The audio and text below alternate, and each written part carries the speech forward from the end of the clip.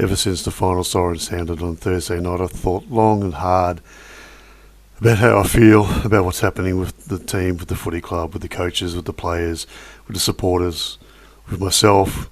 Am I maintaining the faith? Am I sticking by the team? Of course I am. I have done for 49 years. Why would I stop now? But I must admit, I saw some things in the game. I saw some things on social media. I heard some things on the radio. And I read some things in the newspaper. Yes, I still read newspapers sometimes. I know, because I'm old school. And some of those things disheartened me. Some of those things hurt me. Some of those things really made me second guess a lot of what I was feeling. But what they ultimately did in the end was make me feel stronger about the fact that my football club has been amazing for the last 5 years. They've given supporters, they've given everybody, members, they've given themselves, they've given sponsors, they've given the football community an amazing level of football. They've won more games than anyone else, they've scored more points than anyone else. That's total points, not behinds, for those who want to have a crack at our accuracy of kicking a goal. And this club owes nobody in the football world, let alone the media or anyone else who wants to get on their backs, anything at all. The boys have worked their asses off. They've done everything that's been asked of them, bar winning the grand final, and they came within 4 points of doing that only 8 games ago. Played their hearts out and left nothing on the paddock that day. Now, from the social media point of view, and I'm not going to go into anything more that I have to say, this is something I read in a Facebook line supporter group by a fellow called Rusty. And I'm going to just repeat this word for word, everything he had to say, because I feel he made some good points and it pretty much summed up a lot of things accurately. So this is what Rusty said. Wow, that was a hard watch. Have commented throughout the game and will try to be as objective as I can. As some may have seen, I have been saying throughout the second half that any team that played on Saturday evening 5 days ago in torrential rain would struggle playing out a full game. This is likely the main reason why we faded so badly after half-time. I am not saying that this is why we lost. Our goal kicking in the first half was extremely poor. Set shots in particular, just too many misses from easy shots. This has to be incredibly deflating on the group, particularly the defenders and midfielders who are working hard to get the balls inside 50 to give the forwards those opportunities. It sure is deflating as a supporter, and that honestly took it out of me by the end of the first quarter. We had 3 posters at that stage. For those who think Fagan is the problem, he actually tried switching things up at quarter time, and it worked to a minimal effect. Zorko switching to half-back did pretty well. Archie trying to nullify Whitfield are examples. Although once Archie did his hamstring, that seemed to free Whitfield up. He was much more prominent in the second half afterwards. It's not Fagan's fault that a player got an injury, just an unfortunate circumstance.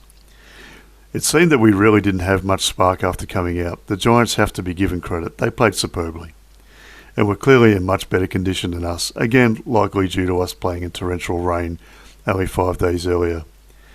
The season hangs by a thread, and given our injuries and draw, another trip to WA and another 2 trips to Adelaide, I can't see us making the finals.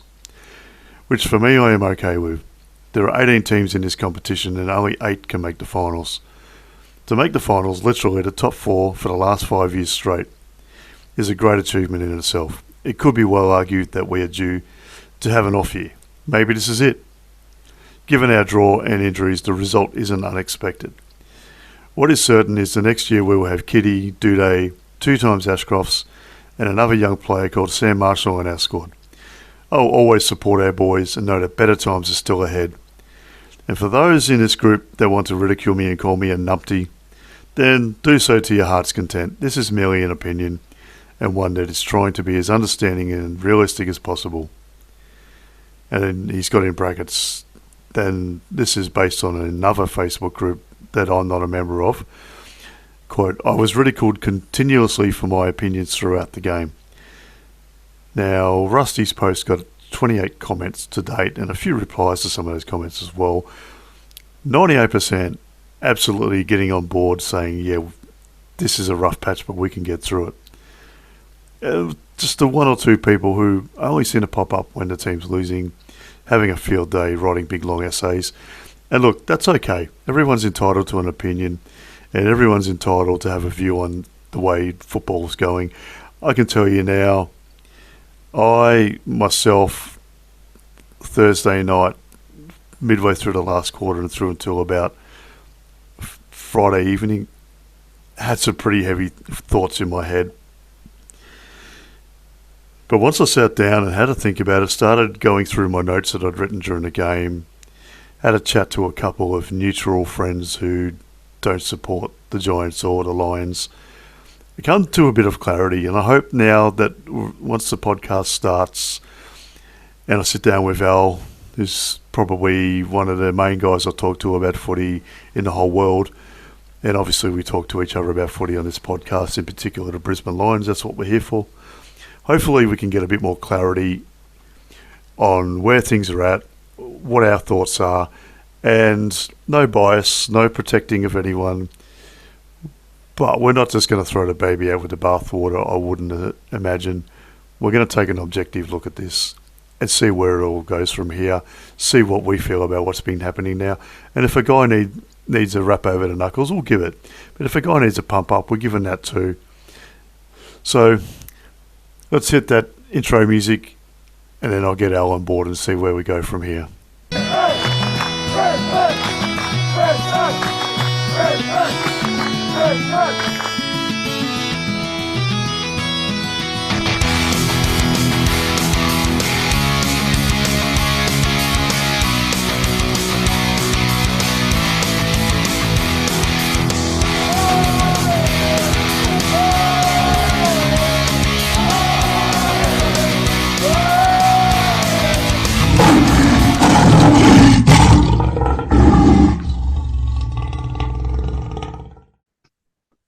Hello, you here on board, are you?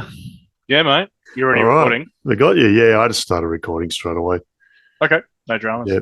And you never know, we just might capture some magic that we didn't realise existed. Just you and me tonight? Yeah, so that was a bit of an interesting story. So I think I ended up asking about 6 or 7 different people at different times. And oh, wow. Yeah, busy time for people at, in the last week of April. True. Well, last weekend of April, actually, now that I think about it. Yeah, almost May. Yeah, geez, this year's gone fast. Maybe not fast enough for some people. Not in the footy way. Yeah, so look, I've written a lot of notes on paper. I had them on my phone, but as I quite often mention, my phone key locks on me and I've got to, Face ID to open it up. And I miss half of what I'm trying to say. So I'm just going to get through a couple of things and then I'll get your opinions. Yeah, of course. On those. So one of the positive things. So I thought Ryan Lester, even though he gave up a couple of really easy marks to Callum Brown that resulted in goals for the Giants, generally overall he was pretty solid and pretty good. I think him and Harris Andrews really did a lot to keep us in the game at times and stop it from being an even bigger blowout than what it was. They felt like they were some of the other guys with their hearts in it for most of the time. Lincoln McCarthy kicked the goal of the night, some saying the goal of the season. That remains to be seen as a lot of football to go. I thought Loman... that's the only one I missed for the whole game because KO buffeted and froze on me and then it went back up and I missed it. With your ultra super mega fast internet. Mate. Yeah, it was shocking. But that was because I was watching it on Chromecast on my phone, so in the bedroom. So that's why that's not a... Well, I mean, KO's not great usually, but that was on me, that one.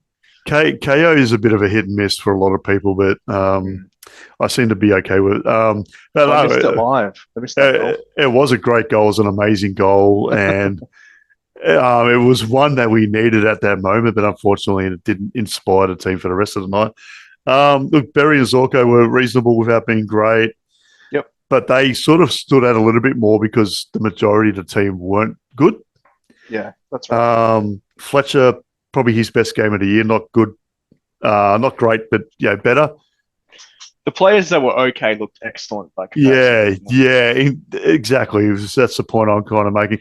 And Lohman sort of was up and about, didn't really have a big influence on the game, but he tried his guts out.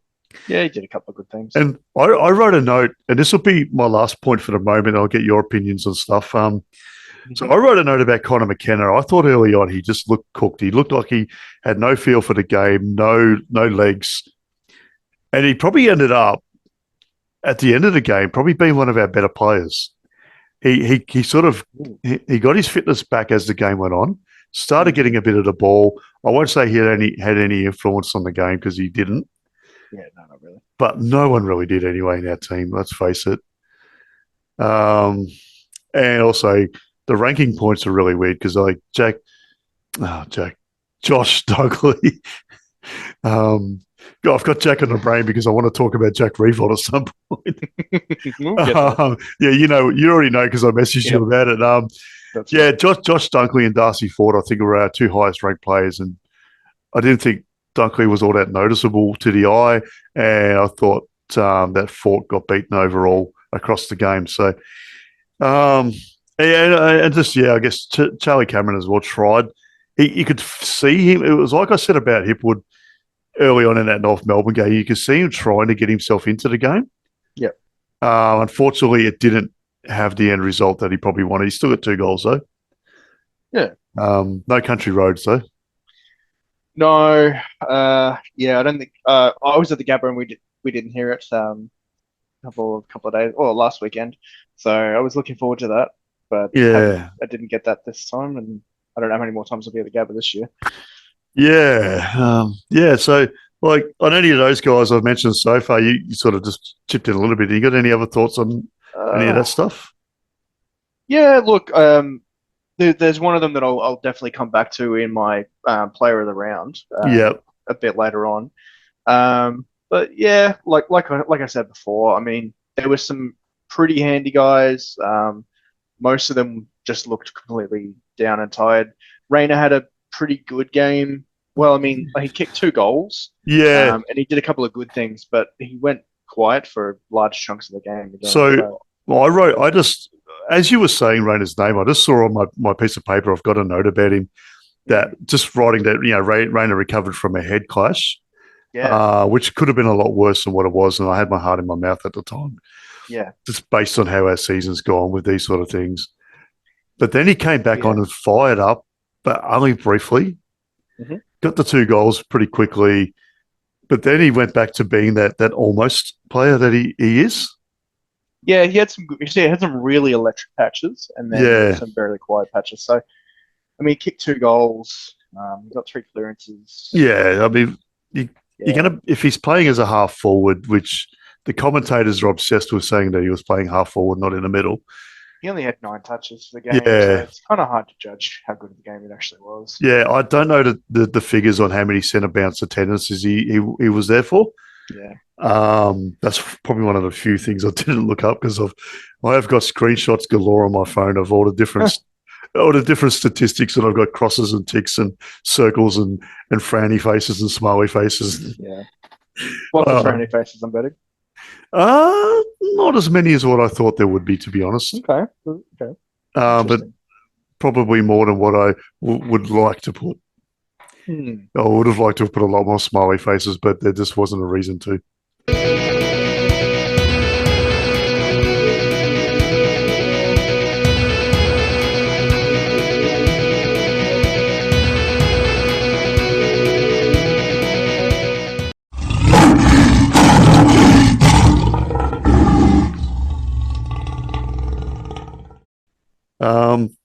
So I did interrupt you a bit there, though. So no, that's all right. Didn't really have too much more to add. I mean, it's probably not going to be a lengthy discussion about this game. It's only really a couple of quick bullet points, and not a huge amount to say really. Just overall. Yeah, and I've covered some of my other sort of notes that I'd written just in my little ramblings. So a couple of things. Look, I thought the umpires were okay. I didn't really have an issue with the umpires. per se, but I thought Not really. No. there were a couple of just little things I picked up on, and they were consistent towards both teams of these. It wasn't one of those, they're giving them everything and us nothing, or us everything and them nothing. So, Yeah. the whole one thing that wasn't consistent towards both teams was the holding in ruck contests. I reckon Fort had a bit of a rough deal on that. He was 1,000% doing a lot of holding on, and he got pinged rightly so. But Briggs was doing it to him as well in the same contest. So, that happens every game of football. The Giants seemed like they had a planned effort in advance to try and antagonize our players as much as possible. Yeah, and it seemed to work. Yeah, so definitely with Lachie Neale, they went after him a lot, which every team does every week, but they go about it a bit differently. The Giants, God bless them, they had a plan and it worked in their favour. So good on them. Good on them. Their plan was to rough up Lachie Neale, talk smack to him, and make sure the umpires are looking when he retaliates. They definitely got under his skin this time. Yeah. It's not like that famous Port Adelaide game from a few years ago where they just said, we're just going to terrorise Lachie Neale. That's our plan. And then just tremendously backfired on them. Yeah, and then they did it to Max Gorn not long after or just before it as well. And it worked for him that time. But look, I think Neale this season is letting guys get under his skin a bit too much.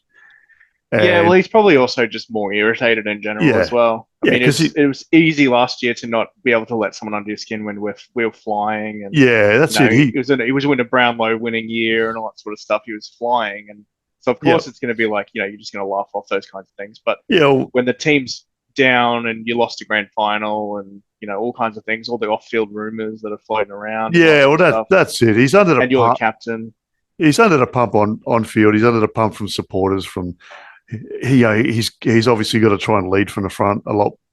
And every press conference he does, he's going to be asked about the Vegas trip that wasn't in Vegas that never happened. He's going to be asked about why is the team not playing well? Should Fagan keep his job? Should Eric Hipwood be dropped? Yeah. Should this happen? Should that happen?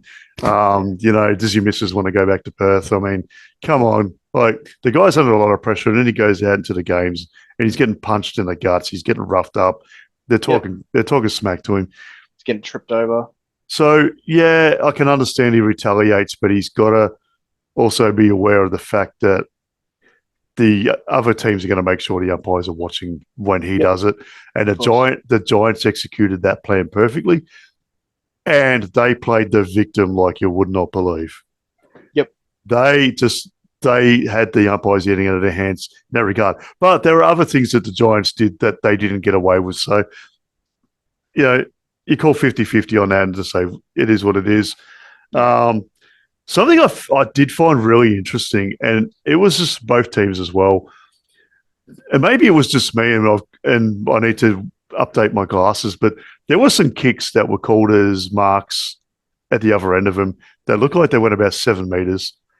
Then there were some that were 15 to 20 meters that you could hear the umpires going, play on, not 15.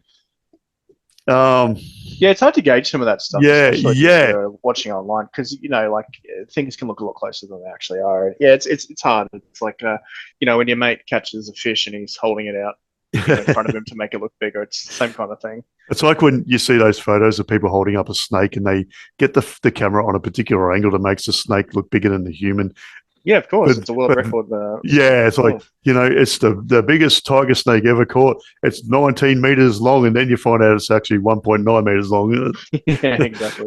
But that's just how it works. But, I guess one other thing for me that came out of it as well, something to watch, is the injury to McCarthy.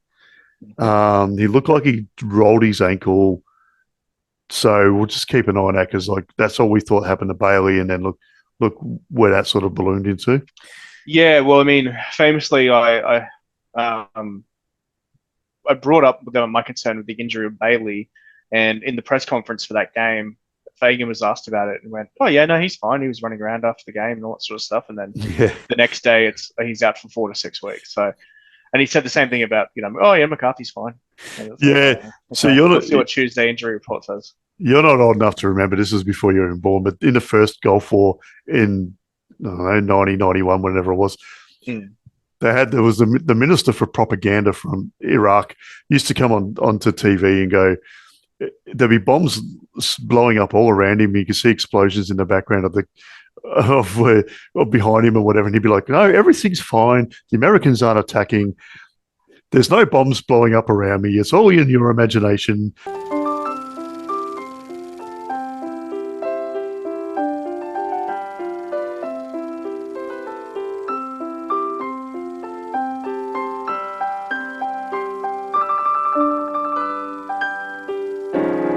Am I here? Yeah, you there? Yeah, am I here now? Yeah, I can hear you now. Yeah, that's all right. I accidentally switched off my microphone. Oh, righto. Don't worry. Don't worry. I thought my internet dropped out again like a few weeks ago, but no. No, there's like on the cord, because I've got a USB headset on at the moment. On the cord, there's a little thing where you can switch off the microphone and just use it as headphones. And I accidentally bumped it. Right. So like I just rambled on about how people are just saying that Fagan is a bit like that propaganda minister in the press conferences at the moment. Yeah, I mean it's a bit annoying. Some of the things he says sometimes, but at the same time, what do you expect him to say? Do you expect him to come out and be super negative? Like that's not good either. Like, and the thing is, Malcolm Blight famously did it to a player when he was a coach of the Crows, called him pathetic in a press conference, and that poor guy had to live with that being aired everywhere on TV for the rest of his life. But also, Malcolm Blight, it's the only thing they talk about. He won 2 premierships with the Crows, but all they talk about is, I remember that time you called David Pittman pathetic. Yep. So you got to, but look, you got to love a coach who backs their players and their club in. Like Simon Goodwin does it. Damien Hardwick did it at Richmond. No matter how wrong their guys might be, Ross Lyon's really well known for it. John Longmire as well. He gets a bit grumpy sometimes as well. But so just getting back to the injury. So Archie, obviously, he's probably going to miss. Well, he was a confirmed injury, so he obviously was subbed out. And generally a hamstring, you're looking at 21 days. Oh, on the light side, yeah. Yeah, that's like your bare minimum. I know some guys have come back sooner, but that's been freak sort of comebacks. Some guys it takes a lot longer too, so you never know until he gets it scanned, I guess. But we'll find out on Tuesday, I suspect. And the other thing with Cal is that he has a history of soft tissue injuries as well. Yeah, unfortunately. Yeah, he's been pretty good for a while now, but he has this history with that kind of stuff. But I mean, it's another one, potentially 2 guys down on the injury list. So just get McKenna back, but Yeah, so that gives us a bit. A potential opening for Sharp or Revel maybe to come into the team, as we sort of spoke about. But as well, like there's been a bit of discussion about Darcy Gardner as a forward.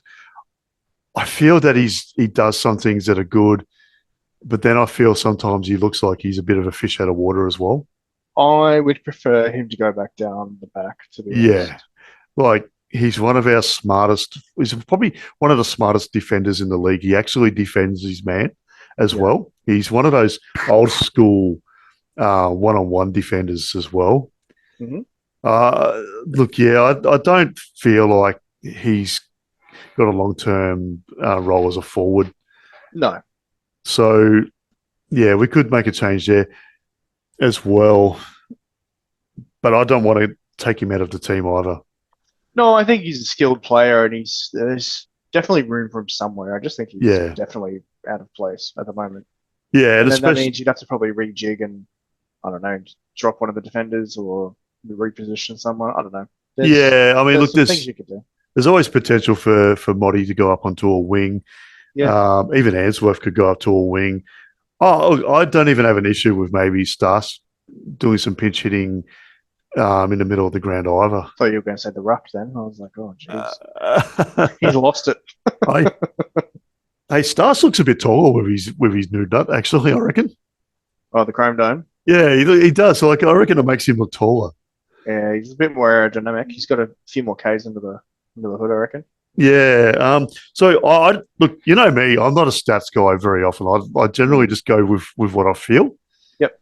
And I'm not always right. I'll be the first to admit that. And sometimes I will use a stat and think, I I've just used a stat to try and prove a point that stat could also be used to prove the opposite point. Yep. So I don't rely on stats. But look, I did go through this stats a bit. And so we thought that McCluggage played probably his worst game for the year. Yeah, it did seem like that, didn't it? Yeah, he was. Don't really say that, but it's a pure feel and look. That's where they kind of do. Like, he got the most disposals out of all of our players. Went at 50% disposal efficiency. Now, does that mean he's not hitting targets, or does that mean that the Giants players were reading him better, or were they just getting in the position better? There's a few ways you can look at that stat, which is what I was getting at there. And again, like, they said that Answorth went at 100%. I didn't feel like Answorth had his best game of the season. No, I don't think anyone did, really. Yeah, and but like, our second highest disposal getter was Berry with 21. I think maybe Lockie Neal got 21 as well, but that's correct, yeah. So here's a few guys that got 21 actually. Lester got 21 as well. So here's a couple of team statistics that I sort of, this goes back to all my screenshots. So we won something. We won the free kicks. Ooh. 21 to 16. We won the centre clearances 14 to 10. And we also won the turnovers. Yeah. I don't know if you can call that winning, but we had 12 more turnovers than the Giants. What was the total? 75 to 63. Yeah, that's not good. We went even in contested marks, which for two teams that have a bit of tall timber and a lot of marking power, they're going to go toe to toe in that area. You're going to win some. You're going to get beaten in some. That's neither here nor there. Yep. Now these, well, we only had one bounce for the game. Can you believe that? I don't know what that means. If it means we like bounce on the run. Yeah, I don't know if that means that we were playing on quickly or if we just didn't get any run out of the ball. Yeah, the Giants had 17 bounces. Now, forward 50 tackles. How do you reckon we went compared to the Giants there? I reckon we probably lost that one. Yeah, comfortably. Yeah. Now, one of the big features of our forward craft last year was retention of the ball inside 50. Yep. Pressure tackles, pressure acts, locking the ball in, as I said, that's retention, same thing. And winning ball out of stoppages as well. But the big thing was the tackling pressure. Charlie Cameron, Lincoln McCarthy, even Joe Danaher in a lot of games was getting in forward 50 tackles in as well. Yeah. We got 4 forward 50 tackles for the game. Ooh, that really hurts because we got the ball into us inside our forward 50 enough times. Yeah. Our kicking for goal let us down. Our kicking inside forward 50 let us down. But what I feel was the killer was the 4 tackles only. Yeah. Now, the Giants got 22 down their end, which is quite interesting because I thought the Giants forwards got out on their own a lot more. Yeah. I didn't feel like we won the ball a lot inside their forward 50. So I just noticed an interesting stat. So Joe Danaher had the most goal assists of anyone on the field. Yeah, but how many goals did he kick himself? 0.1. Yeah, how many did Eric Hipwood kick? 0. Yeah, so and the Giants played Himmelberg down back as they have been a bit lately. I thought he was really good for them. Yeah, one behind for Hipwood as well. Yeah. Look, with the Joe and Hipwood thing, I don't know if it was them or if it was the delivery to them or if it was the Giants. Now, Lee Kalia was their replacement for Sam Taylor. Who I thought he did okay. He did really well the week before against Carlton, but it's hard to tell with key defenders, isn't it? Because if they don't get a lot of the ball, it doesn't mean they've had a bad game. I think their delivery was mostly fine, to be honest. I think there was a lot of instances where they would just fall over onto their asses or it would hit them laced out on the chest and it would just bounce off the chest and they'd drop it. Yeah. And they were both guilty of that a lot. Yeah, Hipwood spent a bit of time on the ground. It was funny. You sort of said to me during the game, is Hipwood going to take a mark or stay off the ground? And about a second later, he took a mark, but dropped on the ground. It was kind of like, well, I'll cut you 50-50 on that one. I'll give you one, but you can't have the other. It wasn't Hippie's best game, in my opinion. I don't subscribe to the whole trade him, get rid of him. Oh, no. Put him to the VFL sort of scenario. I don't think Brendan Ryan did enough today to knock Hippie out of the AFL team just yet. Well, that's the thing is, like, I mean, yeah, you can drop blokes, but if there's no one underneath that's, definitely a ready-to-go replacement, it's not really worth taking a punt on him unless it's a more broader position. But if it's a key position player, like, the guy underneath needs to be ready to go and needs to be proven. Yeah. But saying that, I mean, I disagree when, there's that argument of people always like, oh, well, if you drop to the VFL, they're not going to get better in the VFL. It's like, no, they're not going to get better in the VFL. But sometimes if someone is knocking the door down for that position and the person has performed poorly in the seniors for an extended period of time, sometimes you do need to drop them, not because they'll get better, but because someone else has deserved their spot. Well, absolutely. And that's my thing.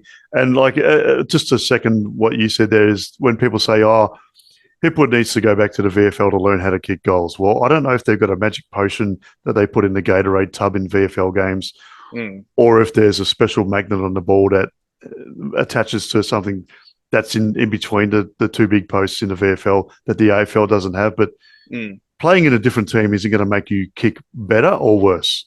No, and I mean, to the people that say, go back to the VFL to learn how to kick better, clearly didn't watch the game where we kicked over 20 behinds the other week.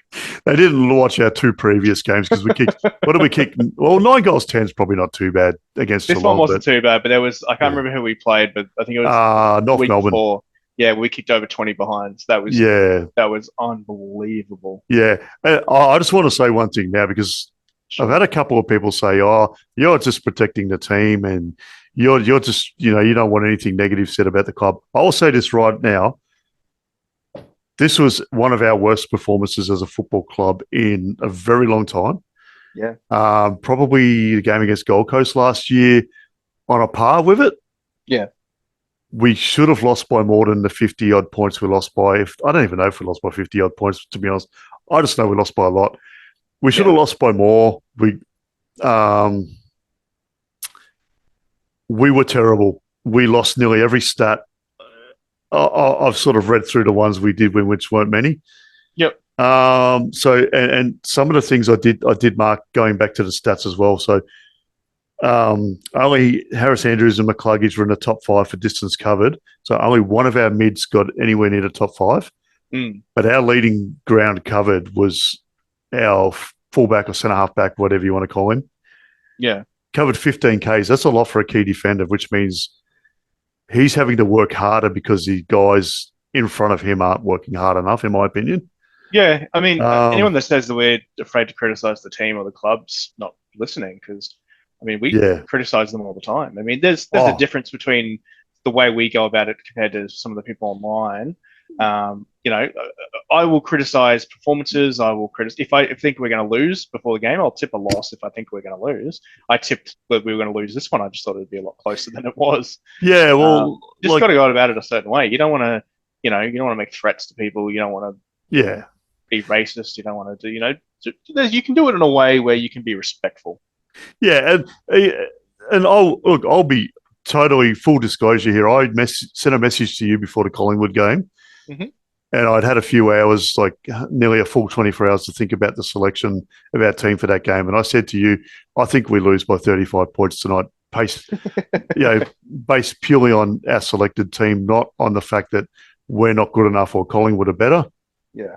And what did we lose by 20 points? So I was wrong by the margin, but so I'm going to be honest and come out. I was still tipped us in the footy tipping comp because I've only tipped against us in footy tipping once, and we won that game by a lot when we weren't expected to. So it made me look like a fool. We are for the Giants. I don't know his first name. Jay could be. Let's just call him Jackson because Jackson's the it's the flavour of the month with guys' names at the moment. Gary Lyon, Jackson Revolt, sorry. Yes. Yeah, well, famously, Jack Revolt called Jack Payne Jackson Payne, which is so ironic because they have the exact same name. So surely he would. I don't know. He ran 17 kilometers, so I don't even think he's like one of their main midfielders. He's run 17 kilometers for the game, and none of our mids came within 3 kilometers off 2.5 kilometers of that. So yeah, it was unreal. So total different distance covered though by both teams was only 10 meters difference overall. Okay. So yeah, that was surprising to me. But Tunstall, who didn't play a full game, was the only guy on our team who was in the top 5 for maximum speed. Oh, okay. That quick. So I defended our team constantly when people say we're too slow. I say, no, we've got heaps of guys that are fast, and we do. But we obviously, going by that, we were obviously way too slow. The Giants are fast.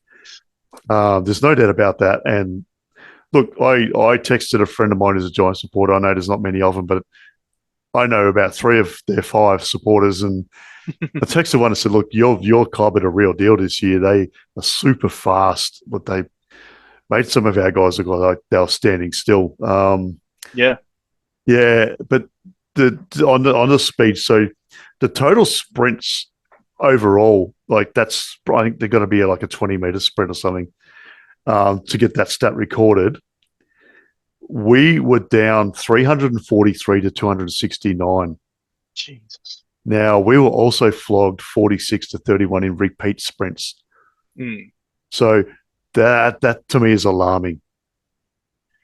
Yeah, it's one of the many problems that we're experiencing at the moment. Yeah, there's not a lot of like the chasing. Look, when we've got the ball, the boys grow an extra leg. Generally, they don't get run. They generally, most of them don't get run down. Jared Berry does sometimes, but sometimes he does the running down.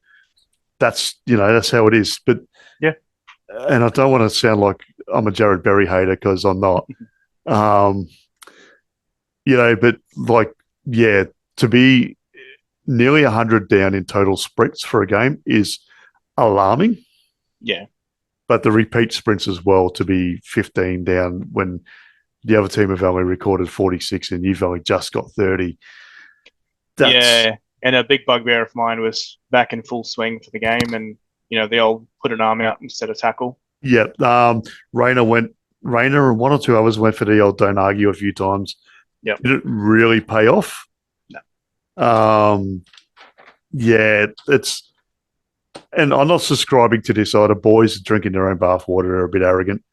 No, I don't think so at all. I think there's something else. They were seriously outplayed by a good team, but also they didn't. I'm not going to say they didn't turn up. I hate that cliche. They turned up, but they didn't. I'm not going to say they didn't play their A game either, because that's also a cliche I hate. No, hey, I'm a hater. Haters going to hate. They weren't about the 1%ers. They didn't have long levers. Yeah. No, look, they did not play good enough football against a team that they had to play their best football against. Yeah, that's right. Like, you saw the week before Carlton played their best football against the Giants and won the game. St Kilda played their best football for a quarter against the Giants and nearly beat them. We did not play anywhere near our best football at any stage of the game. And I think we were flattered early on when we led for a little bit and we were close. It was pretty even until about half time. Yeah, on the scoreboard, but I think the feel of the game was that it wasn't even. That's true. And Jesse Hogan, man, like I used to think that he must have had bad BO or something. When he played for Melbourne, it was like, has this guy got bad BO? Because we've never got a bloke playing on him. He kicks goals against us for fun. Like when he played for Melbourne, the amount of times he kicked 6 or 7 against us, it's probably only twice, but it was multiple times. And like Paul Harris Andrews used to get slaughtered by our fans on social media every time he was meant to be matched up on Jesse Hogan. Like the guy is slippery and elusive. Yeah, he is. But he didn't have a fantastic game though. I just looked at his stats. No.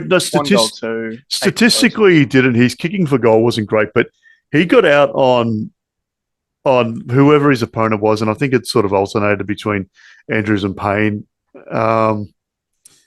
on and off. I didn't feel like Payne had a game to really talk about.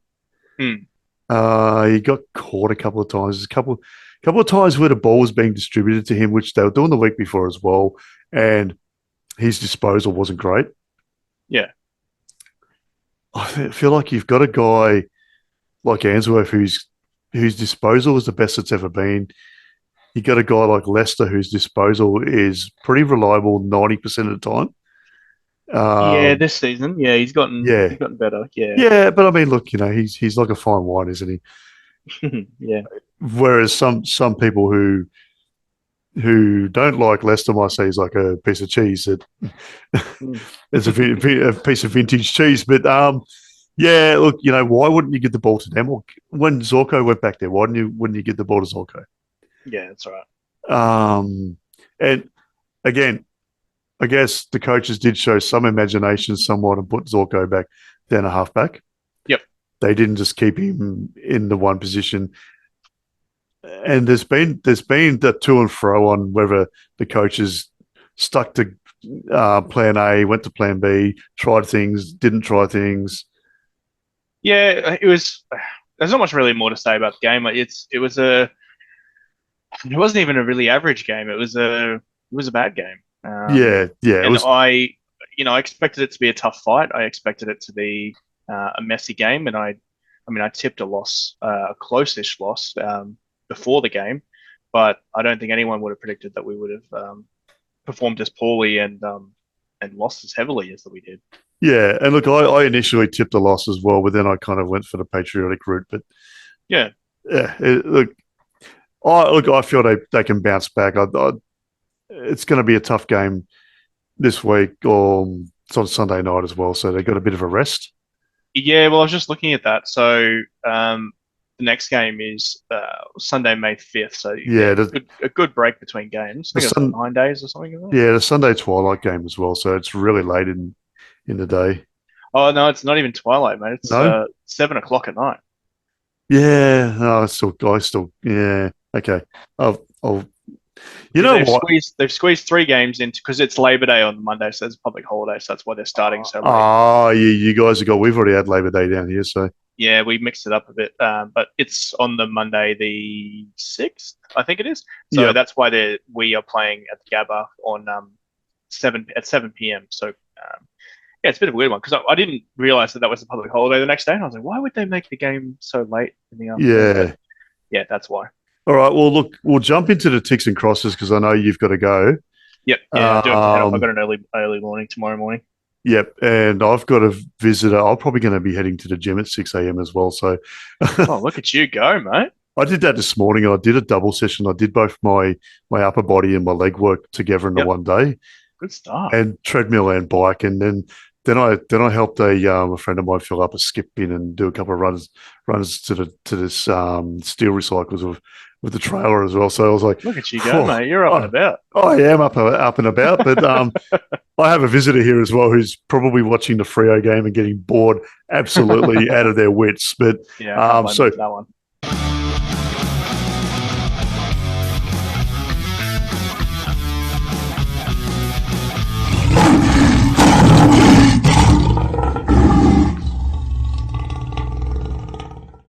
I'll jump into the ticks quickly. And this was a bit of hard work. There wasn't a lot of ticks, but so my first tick is old mate Jackson. better known as Jack, although my theory was that his name's John and Jack's just his nickname, Revolt. Yep. I give him a tick because he was all over us and up and about with us early on before the game. Yep. Him and Mark Howard were really honest, and Jack pointed out a lot of good positives that we'd been doing this year. First half of the game, he was still honest, and halftime he was still, look, Brisbane are still in this. Yep. Even though nobody else in the world felt that way. Second half, he got with the winning team, the wave of the future and all that stuff. And he was all over the Giants, and fair enough because they deserved it. But yeah, thumbs up to you, Jackson Revolt. Your name is now Jackson. Good on you, mate. Jackson Revolt. Yeah. So another tick, Harris Andrews. I won't say too much now, and you'll figure it out soon enough. Another tick is Leicester. I've already explained why. Yep. I'm going to mention a couple of names here. So I've got a tick for some of our fans online who have been awesome. Like, I really was pretty downbeat and I was scared to go on social media on Friday. I eventually did.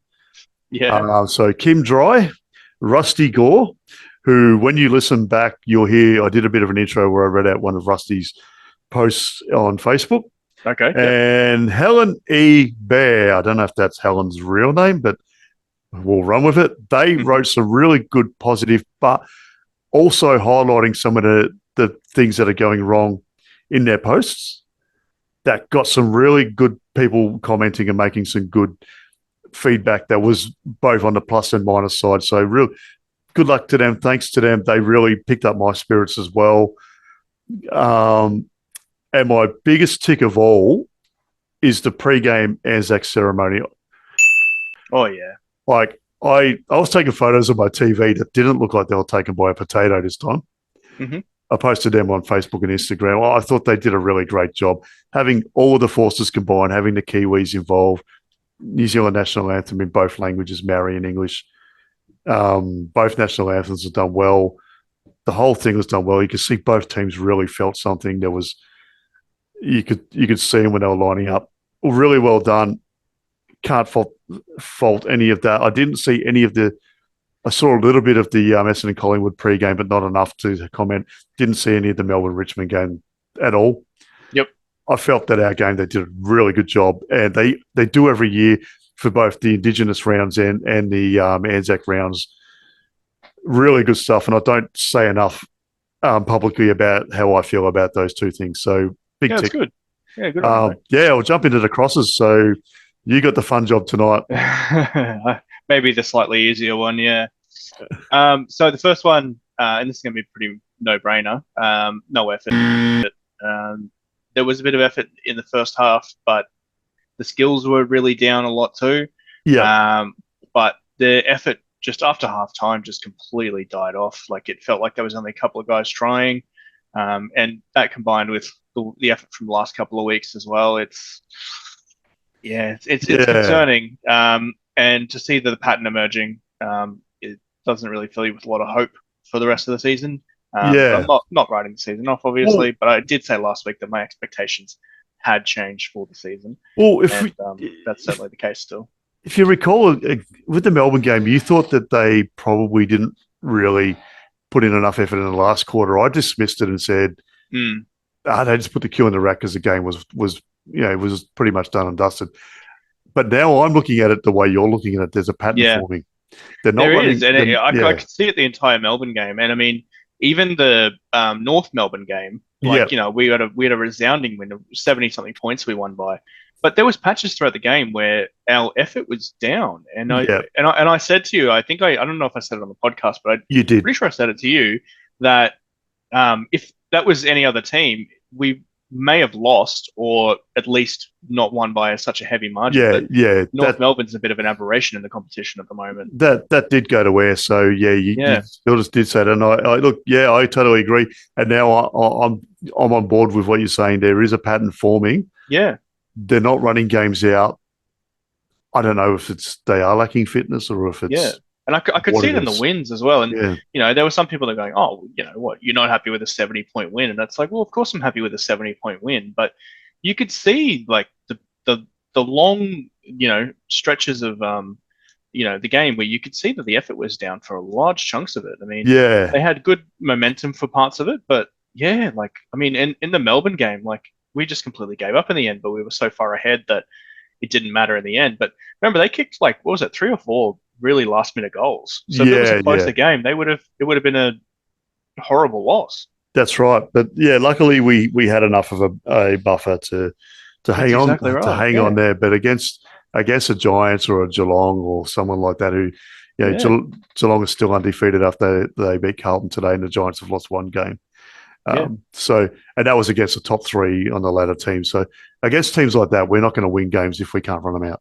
No, and I mean, we're sitting 13th on the ladder now. Yep. The round isn't finished. I mean, there's still a few games to go, but it feels like that's about right for where we where we belong this season, to be honest. We don't feel like a top 8 team, and I mean, we don't feel like a bottom 4 team. I mean, there's some teams are performing really badly, like North Melbourne. Eagles have kind of bounced back a little bit in the last couple of weeks, but I don't think we'll finish bottom 4. But 13th, 14th, 12th, 13th, 14th, it kind of feels right. Yeah, look, I've still got us in that middle of the ladder group. Like I had us about 7th or 8th last week. At the moment, I still have us there. I think we can improve over the next few weeks. But yeah, so all right, well, let's keep going with the crosses though. Yeah, and then the second one is injuries. I mean, we had a confirmed injury in the game, and then we had a guy who did get injured but played out the rest of the game. But it was a bit of a Bailey situation, as we discussed already. But that was Lincoln McCarthy. Yeah. And obviously Calamachi was the one that did get officially injured and subbed out. But look, if we lose both of them for an extended period of time, that's horrible, horrible news. Yeah. I don't like losing players, but it goes along with the other pattern that I've been talking about the last couple of weeks, and that's we've lost a player every match except for one so far this and look, it could potentially be in 3 because, Rayner could have gone down with concussion protocols as well, which he luckily didn't for him. So exactly. Yeah, and also for us because he got 2 goals on the board. Yeah, and I mean, I hope McInerney comes back next week. Yeah, but we also haven't.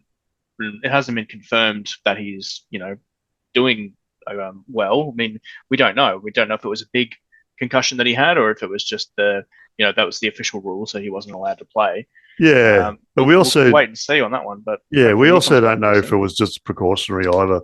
Yeah, exactly. I mean, they were pretty tight-lipped about it, but yeah, that's a wait and see. But the injuries just in general, I mean, it's becoming a pattern now. I called it out a couple of weeks ago, and it's kind of continued on from there. So that's another watch and see.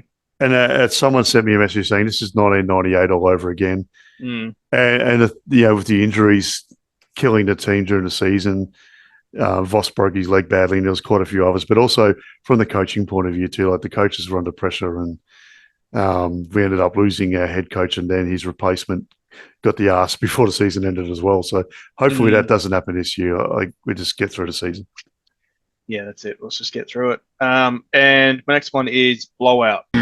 So this is the first actual big loss that we've had for the season. We've had a couple of, I guess you would say, close losses, within 4 goals or so. But most of our losses, they felt bad, but the scoreline kind of didn't do it justice of, how bad we feel the team's going at the moment. But this was the first time that it was an actual legitimate blowout. So that's a big cross. I think the Freo loss felt bigger than 20 points. I think it was more a case of, they didn't really have any decent key defenders, and that a couple of our guys got late goals just from having that size advantage. But we were, we inside our minds, we lost by a lot more than 20 odd points. So definitely, but this was their first official blowout for the season.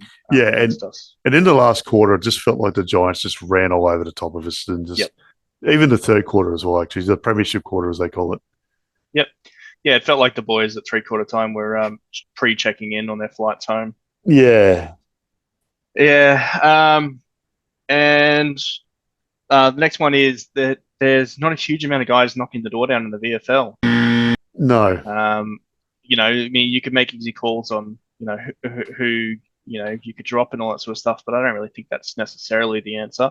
But at the same time, we did get 1, maybe 2 injuries to this game, but there's not really an easy answer for who to bring in. I mean, you dropped a couple of names, Sharp and Rebel and stuff like that. And you could probably give them a game, but I don't think there's anyone in the VFL that's absolutely knocking the door down like there was in the first couple of rounds with Lohman and Tunstall. Yeah, and with those couple of guys as well, and Henry Smith as well as another guy I mentioned, and I guess I'll chuck Logan Morris into the bracket, but mainly Sharp and Revel. It wasn't a case of get these guys in now. It was more a case of, look, if they need someone to come in, they can come in. Through necessity, But I mean, early on, remember we were going, Tunstall's absolutely tearing apart. Lohman's absolutely tearing apart. You got to squeeze these guys in. Yeah. I haven't been feeling that for the last couple of weeks with anyone. It's kind of like you said, if you had to pull someone in, I guess we could. And then you'd have to look through the stats and you go, well, he technically had a good game. And then, it's just not as exciting. But then again, there's a few guys coming back from injuries. I'm keen. Next week, Zane Sakastelski should be playing his first VFL game for the club. Yes. So I'll be keen to watch that if that does go ahead, if he doesn't get delayed again or anything like that. Definitely as well. The guy's got a bit of raw potential, but it needs a lot of work to fine tune. Yeah, definitely. And I mean, a lot of these young players, you're not expecting anything from them straight away. No. It's a bit unfair to put that kind of expectation on them. Yeah. But then again, there's guys that have been around for a while now, like your Sharps and your Priors and stuff that you would expect to be knocking the door down in their third, fourth season. But they're just kind of doing all right. Yeah, well, that's it. They're doing enough at VFL level, but they're not bashing down the door to go out and get a 3-voter in the AFL team next week. Yeah, and the last cross is on me. I had to get up at 2 a.m. The morning of Anzac Day just because I had to get out to a thing by 3, and I had to go out to a Anzac parade during the day for my dad because he's a veteran. He was marching in the parade. Yep. So all that sort of stuff was great. But then getting home and having to stay up for the game, and then I was pushing myself to stay awake for the end of the game, and maybe I should have just gone to bed. So I was up pretty early as well. Like I've got a bit of a military history in my family as well, and yep. I had a nap during the day. Yeah. Just so we were out the whole day, though. I wish I could have. Yeah, we were out the whole day. Yeah, well, my kids were out with their mums, so I was just sitting on the couch watching the Collingwood and Essendon games get close to halftime, and it's like, hey, I'm old and I'm tired. I'm having a nap. That's it. Because I've got a more important game to watch after this. Exactly. Yeah. So that's it for me. That's all my crosses. Should we move into the play of the round? Yeah, you go first because you're already talking.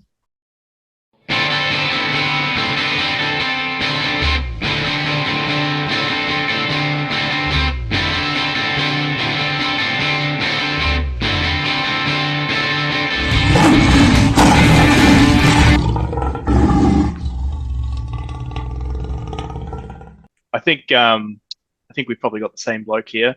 A bit of a mystery. For myself, it's Harris Andrews. Yeah, agreed. Same. Yeah, he just felt like he didn't really give up the entire game. He made a couple of silly mistakes and things like that, but it felt like he was the guy that was trying to get us back into the game. And his stats are pretty good. But one thing that I've noticed while looking through his stats, because I made the call that he was my player of the round before I even looked at his stats, because I like to go on feel instead of stats, like you said. Yeah, same. Yeah. But one stat that did kind of blow me away is that he had 99% time on ground. So he was barely on the bench for the entire game. Yeah, and that would explain partly the 15.1 Ks covered for the game, but also the thing he's going to make mistakes because the ball's coming in at a million miles an hour pretty frequently because the midfielders aren't doing their job in the mids. They're not building that wall. They're not retaining the ball forward of defensive 50. Yep. And the ball's going to be absolutely hammering in to the Giants forward line, and your defenders are going to make errors. I mean, he's going to make one or two errors. Everybody makes mistakes. I make mistakes all the time. Of course. And I'm not going to pick on a guy for making one or two. No. And I know you're not doing that either, but look, I've just felt that with the onslaught that was going on, he did all that he could do under the circumstances. Probably the only other guy that I felt really carried himself well enough for the entire game was Leicester. So it had to be Harris Andrews for me too.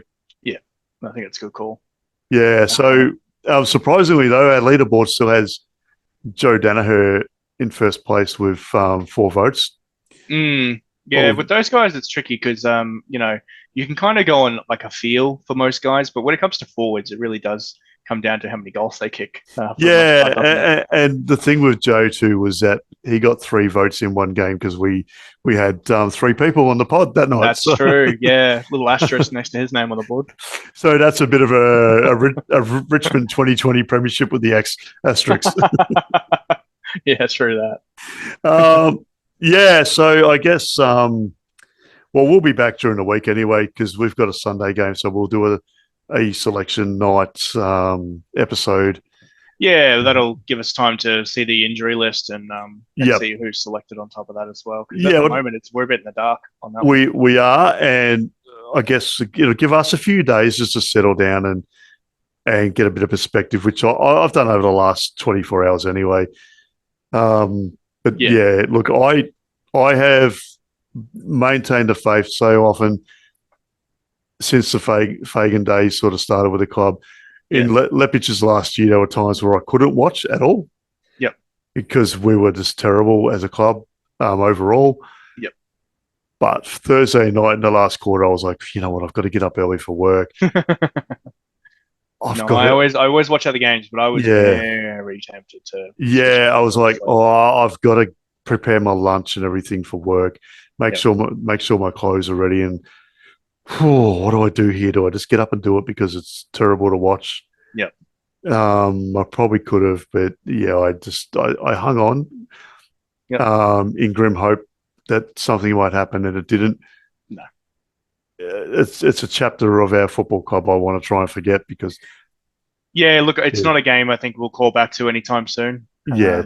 It's not going to, in 5 years' time, we're not going to come back when we play the Giants and go, oh, how was that game in 2024 in round 7 against the Giants? What a game. It's going to be wiped from the memory bank very quickly. Yep. Let's erase it from the history books and just take the stat and move on. Yep, we're altering history to suit our narrative. Yeah, that's it. All right, well, look, you got anything else you want to say before we go? No, just because we'll jump into the preview on would it be Thursday night because our final team. Yep. So we'll drop till Friday. We might, we might record Friday night when we get the final team. Yeah, because I don't want to do the whole extended bench thing. I hate the extended bench. Yeah, it annoys me. It annoys me. Just name your team and be done with it. That's exactly right. So maybe we'll do Friday night once we know the official team. And, as a guy who plays fantasy football as well, the extended benches annoy the crap out of me because I traded a guy 1 week thinking he wasn't playing because he had an orange circle next to his name. Then it turns out he played and he got like 109 or 108 something fantasy points. So absolutely fuming. Yeah, that's it. Like, and the guy I traded in got 50 something. So, funny, that is football, and ultimately Thursday night that was football, not in its purest sense for us, unfortunately. But yeah, good luck to the 5 Giants fans who exist in the world. That's it, mate. Tip of the hat to you. Yeah, I hope you guys win the flag this year if it can't be us. Oh God, yeah. Not many other teams I would say that about, but if we get knocked out and the Giants are in the finals, I won't say they'll be my new team because that seems I don't like when people do that, but I will get behind them in an effort to win. If we're out of the finals. And it's no secret that I have a fondness for the West Coast Eagles footy club, but they aren't going to be winning premierships anytime soon. So, mate, that would be a hell of a comeback, wouldn't it? If it's not us and it's not them, let it be the Giants. Especially now that Jeremy Cameron's not at that club either.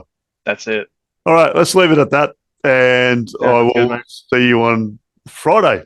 Yep. Yeah, we'll talk between now and then, but I'll talk to you again on the potty on Friday. Yep. And just for the listeners as well, thanks for your support still on all of the various formats that we publish on. And also, our new TikTok account is going gangbusters. You're loving some of our little TikToks that we put up, which are just outtakes from some of our episodes that we don't necessarily put in the episode. And the one where I dished out on the Freo fans is absolutely blowing my mind with the attention that's getting. It's great. And again, like, we didn't get any bites this week, but we've got a SpeakPipe account where if you want to leave a voice message for us with a question or just tell us what you think about something. Yep. Look on our Facebook page and our Instagram. I've put links on there on how to get to it. Yep. And there's a little voice message left by me, and anyone who wants to leave a reply, ask us a question, anything you leave on there, we will put on the show and we'll answer every question. Yeah. That'd be brilliant. That'd be really exciting to happen. And a big shout out to our teenage assistant as well. Yes, does great work. my 13-year-old daughter is running our TikTok and doing a magnificent job of it. Oh, yeah, way better than either of us ever did, mate. Teaching me a lot about the usage of hashtags and followbacks. That's it. All right, well, let's wrap it up there, and we'll be back Friday. All right, mate. Have a good one. I'll talk to you soon. Yep, cheers. Have a good rest of your weekend, mate. You too, mate. Bye. All right, cheers. See ya.